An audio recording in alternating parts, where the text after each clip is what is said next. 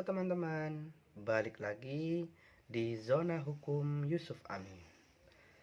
Pernah nggak sih kamu dengar ada orang digugat cerai atau cerai talak, tapi pas baca isi gugatannya, loh kok bohong?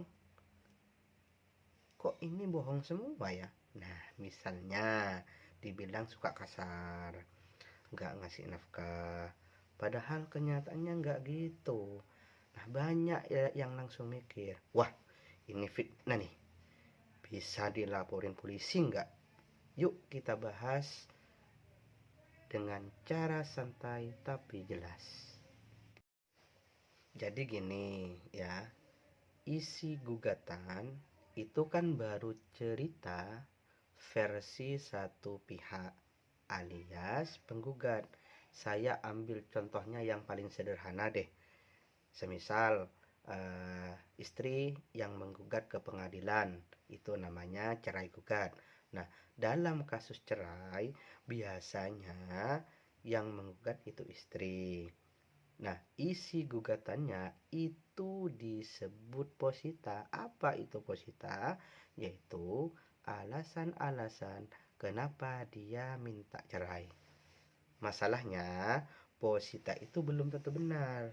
Makanya, hakim di pengadilan agama bakal ngebandingin mana yang fakta, mana yang karangan. Selama masih di tahap itu, ya belum bisa dikatakan sebagai pidana. Karena pengadilan memang tempatnya orang menyampaikan klaim. Ya, nanti baru diuji lewat bukti ataupun saksi.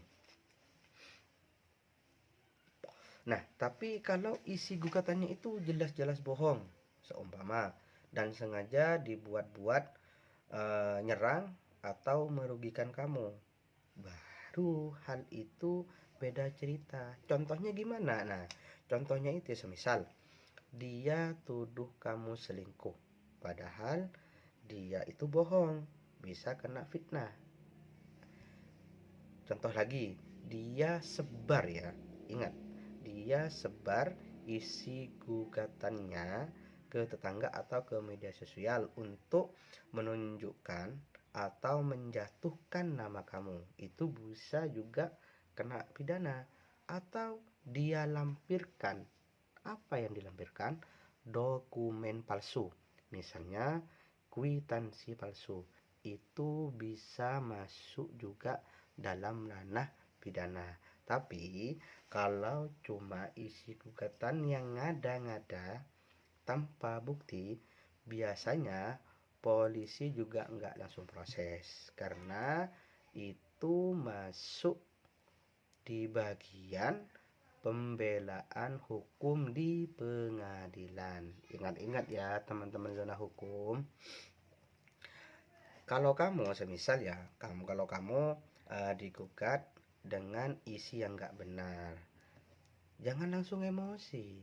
Langkah paling penting, bikin jawaban resmi di pengadilan. Jelaskan semua bantahan kamu satu persatu. Yang kedua, sertakan bukti dan saksi yang bisa nunjukin kalau kamu itu dituduh yang nggak benar.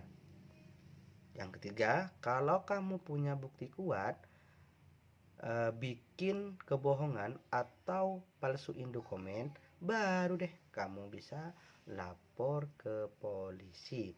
Hal ini masuk dalam ranah pidana. Jadi urutannya gitu ya. Selesaikan dulu di pengadilan agama, baru pikirkan langkah pidana kalau hal itu perlu. Kesimpulannya teman-teman, isi gugatan cerai ya, yang bohong belum tentu bisa langsung dipidana. Tapi kalau sudah masuk wilayah fitnah, pencemaran nama baik atau pemalsuan terhadap dokumen, baru bisa dilaporin asalkan ada bukti yang kuat. Intinya Jangan takut kalau digugat dengan cerita yang nggak benar.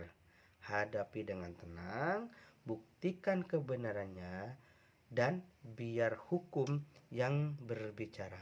Oke, semoga video ini bisa bantu kamu memahami ya terhadap posita-posita di gugatan cerai, bahwa nggak semua isi gugatan yang bohong bisa langsung dipidana. Kalau kamu suka pembahasan hukum santai kayak gini, klik like, subscribe, dan share ke teman-teman kamu.